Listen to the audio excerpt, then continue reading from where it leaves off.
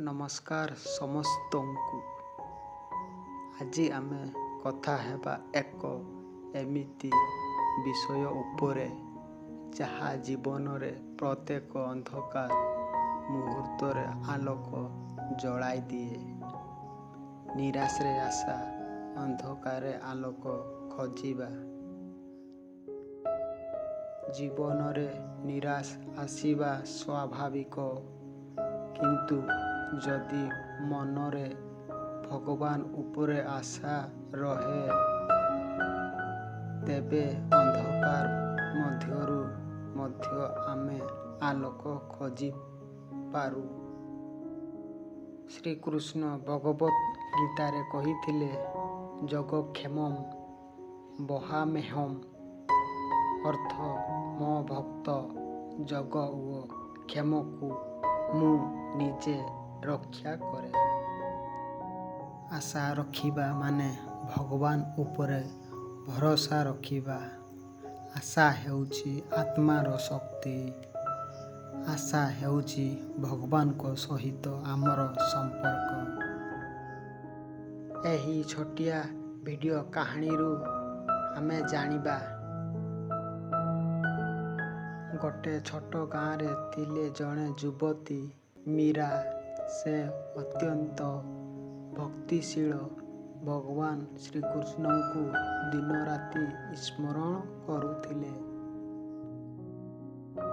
କିନ୍ତୁ ଜୀବନରେ ସବୁବେଳେ ସହଜ ନୁହେଁ।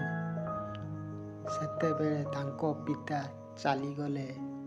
ଘରେ ଅର୍ଥ ନଥିଲା, ଖାଇବାକୁ ମଧ୍ୟ ନଥିଲା।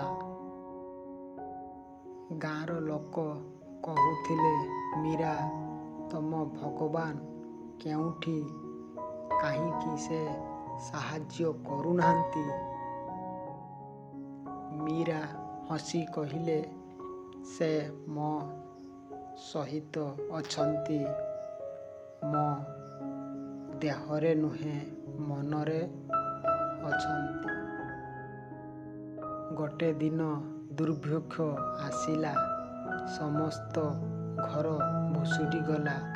ଖାଦ୍ୟ ଖାଇବାକୁ କିଛି ନଥିଲା। ମୀରା ମନ୍ଦିରକୁ ଯାଇ ପ୍ରାର୍ଥନା କଲେ,